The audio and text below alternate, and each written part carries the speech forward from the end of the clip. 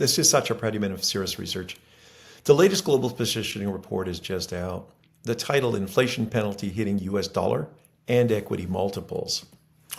This performance chart, and this is looking at the smaller cap market, what it shows is that globally, markets are rallying outside of the US. The US has come back nicely, but the net numbers year to date are paltry relative to the rest of the world. A lot of what's going on here is really the market or global investors are pricing in inflationary fears into the US. So if you're just US only, you're going to chase after AI and buy growth stocks. However, if you're global and you think valuations are going to matter, especially if inflation hits the US, then you're going to start to diversify.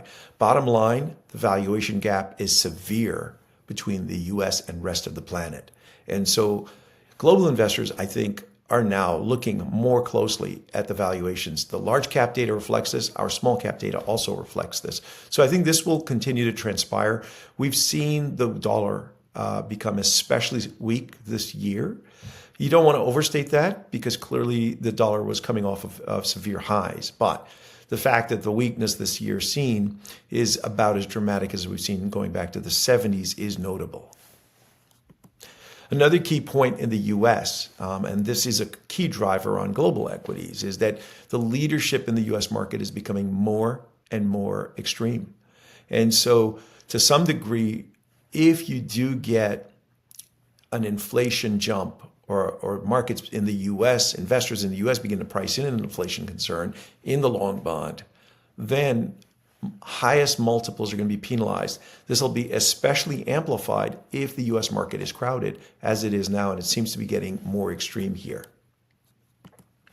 And then one final note here, that this trade war that's been going on with the US and other key markets, China is probably really at the top of the list. What we are noticing is that the growth rates in China had been stabilizing, but it seems to be sputtering, especially if we look out to the forward year estimates. Those numbers are coming down sharply again.